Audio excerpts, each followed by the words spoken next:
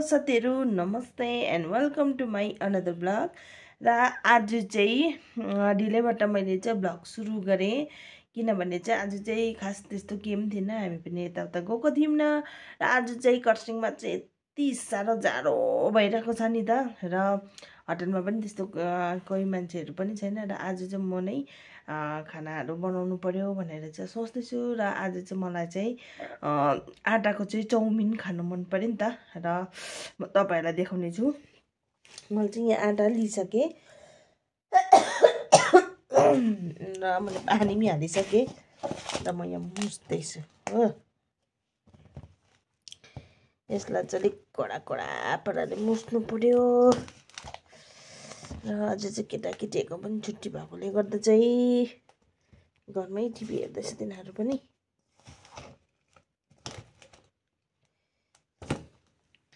यसपालि चाहिँ अचम्मै भयो नि त, मार्चमा अब गरम हुने बेलामा चाहिँ अहिले यति साह्रो जाडो भएपछि म त भर्खरै आगो तापिसकेर चाहिँ आएको र बेलुका खाना चाहिँ म बनाउनु पर्यो भनेर आगो चाहिँ छोड्नै मन परेको छैन कि। अब तातो सायद अरू जग्गातिर त गरम भएर कस्तो भइसक्यो होला, हाम्रो यहाँ त जाडो नै सक्दैन हौ। अहिले त झन् पानी पनि परेर जाडै भइरहेको छ।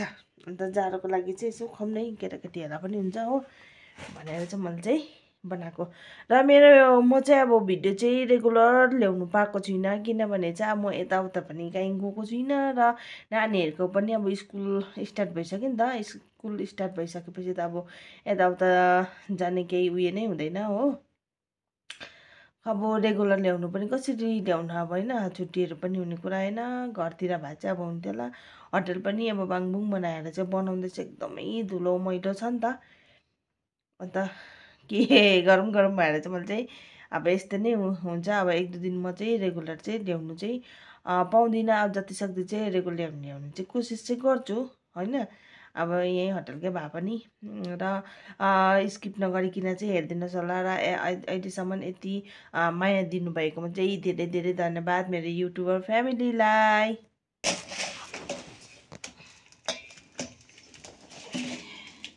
आटालाई चाहिँ कडा प्रकारले चाहिँ मुस्नुपर्छ।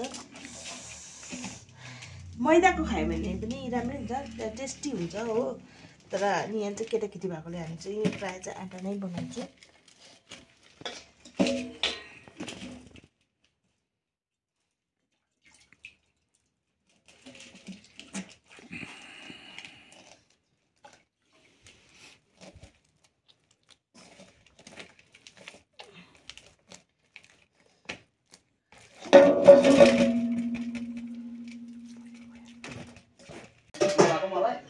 कुनै बोलाए बोलाए नै मैले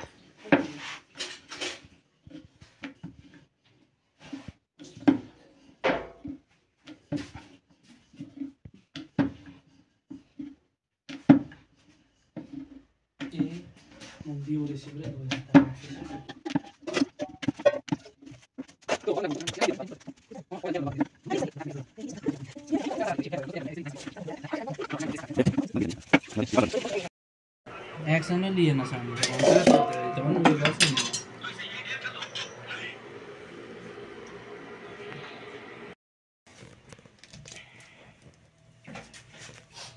घटेर कालो कालो बग्दो रहेछ। अनि त झन् तिन त कालो मान्छे झन्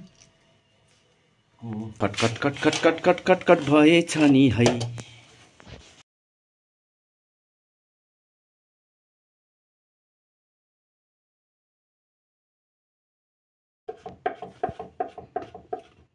प्याज पनि काट्दिनु कि के भन्नु,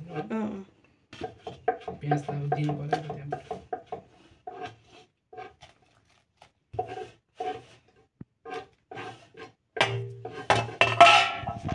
दुईटा जस्तो प्याज कस्तो लामो काट्दिनु कि डल्लो काट्दिनु कि प्याज जस्तो काटिदिन्छु ल। यतिले पुग्छ? दुईटा काट्नु भइहाल्छ।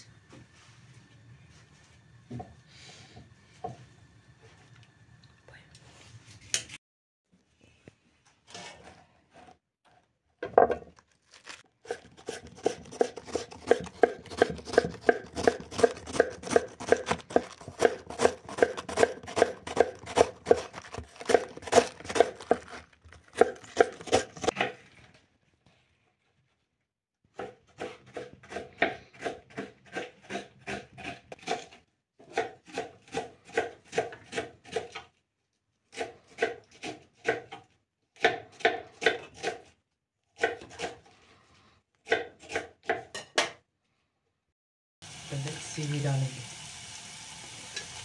बीन्स डालेंगे, ये खाएंगे, इसको भूनेंगे कैसे अच्छी तरीके से।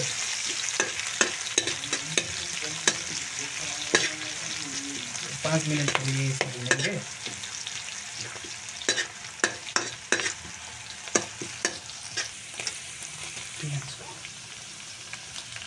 भाई पता लगा डालेंगे इसमें।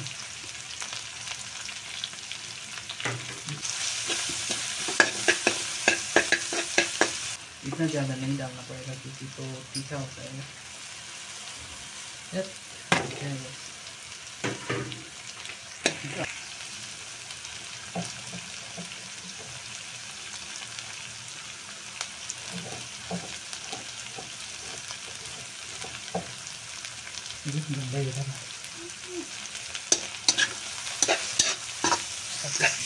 ये ऑयल नहीं है, ये oil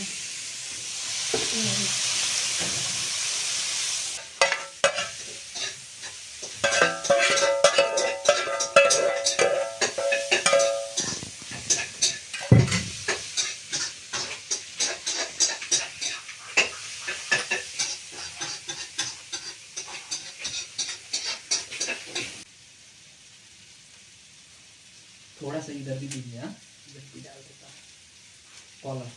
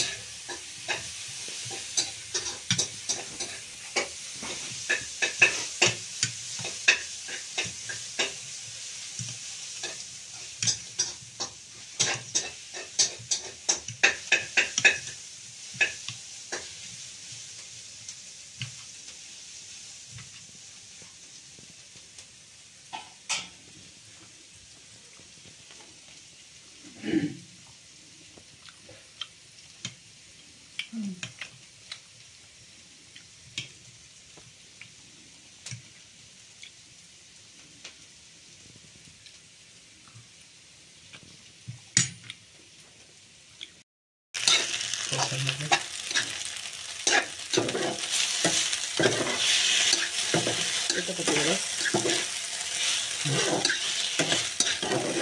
harinya sudah apa lakukan teman oke nanti aku kantai ya deh itu अलगको बनाइदिएको छ है यो चाहिँ हामी खाने साग सब्जी पात कलर देख्नु हो है हेर्दै एकदम बस्न यसको दोकान खोल्न माथि गएर अरू केही नबिर्से मात्रै कस्तो बिग्रिन्छ होममेड मैले चाहिँ खानु सुरु गरेँ केटाकेटा बोलाएको नि आएन हो के भन्दा नआउनुलाई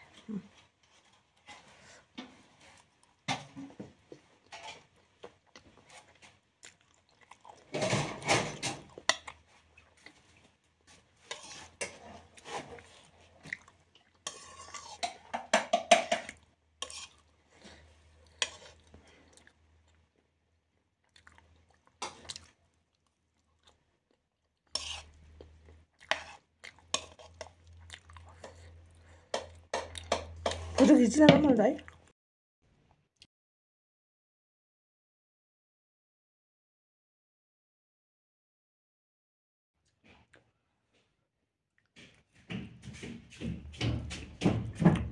so yummy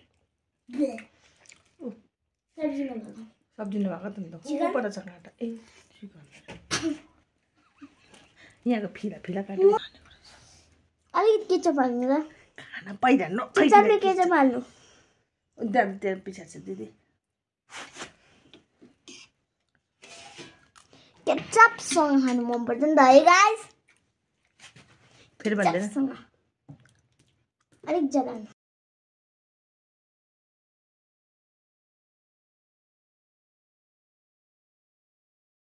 ज्यादा भनेर हामी त अलिअलि यस्तो साइडमा हाल्नु नि है तर एकै जग्गा हाल्छ आफै हाल्नु नि त त्यस्तो त पान्छ अब यसलाई हुन्छ टेस्ट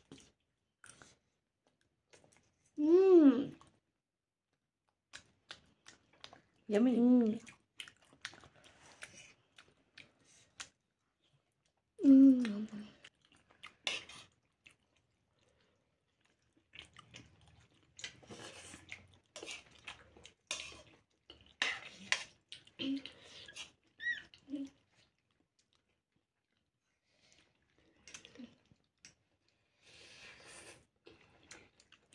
मुखबाङ हुँदैछ दुईजनाको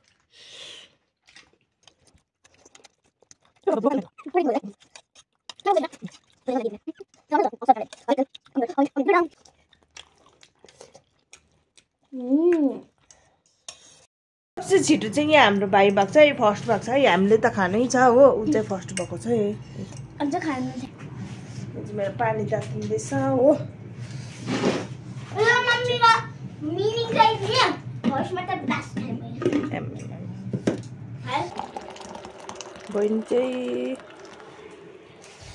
सुतेर उठेको छैन हो त्यसलाई चाहिँ उठाउँछु खानु लागि त्यसलाई त पुरा निन्द्रा लाग्यो अरे निन्द्रा लाग्यो अरे र अब रातिको त के हो र है अब यतिकै होला र आजको मेरो भ्लग चाहिँ के कस्तो लाग्यो मन पर्यो भने लाइक सेयर एन्ड सब्सक्राइब गर्नु नबिर्सिनुहोस् होला जतिसक्दो चाहिँ म चाहिँ अब भ्लग ल्याउने चाहिँ कोसिस गर्छु हो अब के भन्नु अब यस्तै हुन्छ होइन अन्त र आजको लागि यति नै गुड नाइट नोटिफिकेसन अन गर्नु त्यहाँबाट हामी तपाईँहरूलाई नोटिफिकेसन भेट्न सक्नुहुन्छ हाम्रो भिडियोजको अब कस्तो कस्तो भिडियोहरू चाहिँ अब तपाईँहरू हेर्नु चाहनुहुन्छ मेरोबाट चाहिँ होइन अब मम्मीको नि जुन चाहिँ गाना मम्मी मम्मीले नि इङ्ग्लिसहरूको कुन चाहिँको त्यो चाहिँ मैले बनाएको है गाई गुड नाइट भन्दैन नि त गुड नाइट